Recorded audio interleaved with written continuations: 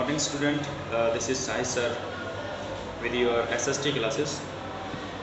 Students, it's our third day and our chapter is first. Our first chapter name is Addressing Change Through a Thousand Years. यानी हजारों सालों में जो परिवर्तन हुआ है वो क्या परिवर्तन हुआ है। तो इसके हम पहला पेज हमने पढ़ लिया है एंड सेकंड पेज है न्यू एंड ओल्ड टर्मिनोलॉजीज। ठीक है, तो if the context in which information is produced change with the time, वो कह रहा था अगर हम जहाँ से हमें इंफॉर्मेशन प्रोवाइड होती हैं चेंज विद द टाइम, तो ये जो इंफॉर्मेशन होती हैं ये टाइम टू टाइम चेंज हो जाती हैं। What about language and meanings, जैसे कि इनकी भाषा, इनका अर्थ।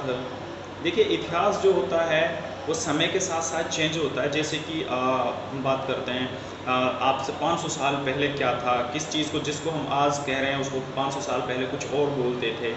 तो इस तरह से जो है बहुत सारे परिवर्तन आए हैं और इतिहास जो हिस्ट्री होती है वो आपकी उन परिवर्तनों को समय के साथ साथ एक जो पीरियड होता है उसके साथ साथ उसको दिखाता है, बताता है कि किस तरह से परिवर्तन हुआ है।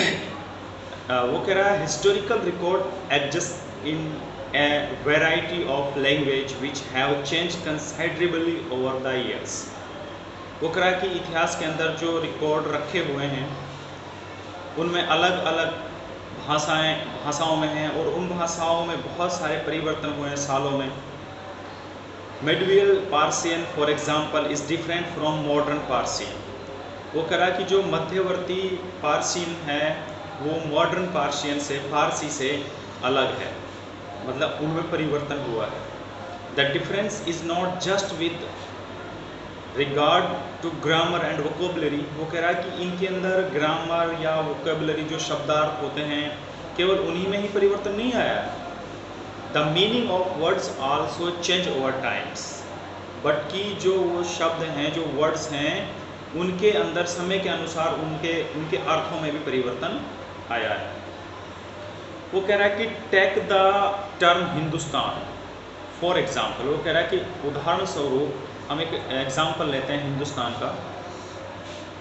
Today we have understand it as India. आज हम इसे इंडिया के नाम से जानते हैं। The modern nation state when the term was used in the 13th century by Minhaj Siraz, a chronicler who wrote a Parsian। वो करा कि जो हमारी मॉडर्न इतिहास है के अंदर जो हम इंडिया शब्द यूज़ कर रहे हैं, when the term was used in the 13th century, 13वीं शताब्दी में इसका यूज़ किया गया था। किसके द्वारा? मिनहाज सिराज के द्वारा, जिसने इसको पार्सियन में लिखा था। He meet the area of Punjab. उसका मतलब इस क्षेत्र, कौन से क्षेत्र से था? Punjab, Haryana and the land between the Ganga and Yamuna. जो गंगा और यमुना के बीच का जो क्षेत्र है जिसके अंदर हरियाणा पंजाब पड़ते हैं, इस पर्टिकुलर एरिया से उसका मतलब था।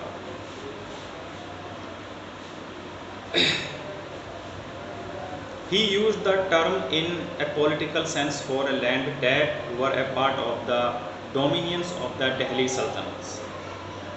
He used the term in a political, अगर वो इस चीज़ को पॉलिटिकल पॉइंट ऑफ व्यू से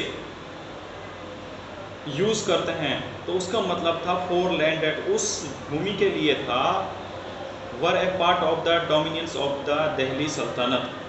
जो क्षेत्र दिल्ली के सल्तनत के अधीन था, वो कहीं का भी क्षेत्र था, अगर वो दिल्ली सल्तनत के अधीन था तो उसको इंडिया कहा गया मिनहाज सिराज द्वारा, पार्सियन में जो उन्होंने लिखा।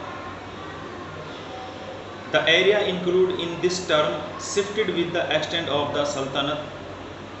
वो कह रहा कि ये एरिया धीरे धीरे जो दिल्ली की सल्तनत थी, अगर उसका एरिया बढ़ता है, वो कई नए क्षेत्र को जीत के अपने अंडर ले लेते हैं, तो उस वाले क्षेत्र को भी इसमें इंडिया में शामिल कर लिया जाता था, उसको भी इसमें शामिल किया जाता था।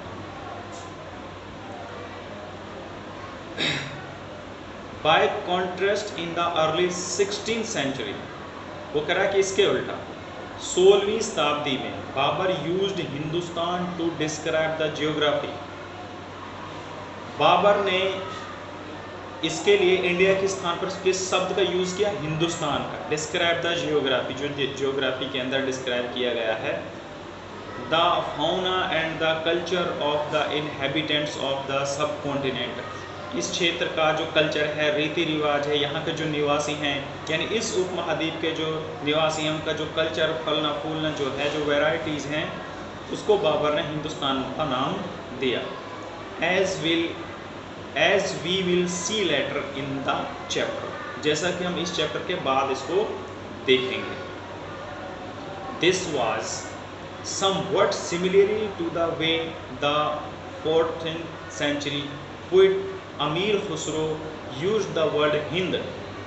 वो कह रहा कि बिल्कुल इसके बाद सिमिलरली ही 14वीं शताब्दी के अंदर एक महान कवि हुआ था अमीर खुसरो, उसने एक शब्द यूज़ किया था Hind. while the idea of the geographical and the cultural entity like India did exist। वो कह रहा कि जबकि ये जो विचार था जियोग्राफिकल या उनका जो कल्चरल था वो इसमें बंधा हुआ था, इसके अंदर एग्जिस्ट था।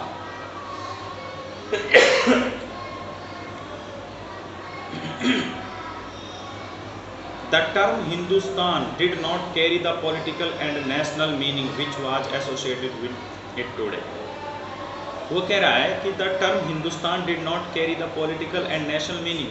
वो कह रहा है कि जो हिंदुस्तान टर्म्स यूज़ की गई है हमने, वो इसका मतलब ये नहीं कि वो इसके पॉलिटिकल या नेशनल मीनिंग को ले रहा है।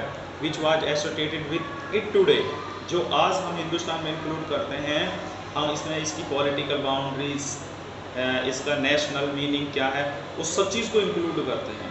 तो वो जो चीज़ें हैं वो उस समय उनका ये इंटेंशन नहीं था कि वो इस चीज़ के लिए इसको यूज़ कर रहे हैं। Historians today have to be carefully about the terms they use because they mean different things in the past। Historians today have to be carefully, आज के जो इतिहासकार है वो बड़े सावधानी पूर्वक लिखते हैं about the terms, जिन टर्मों को यूज़ करते हैं, they use became they mean different things in the past।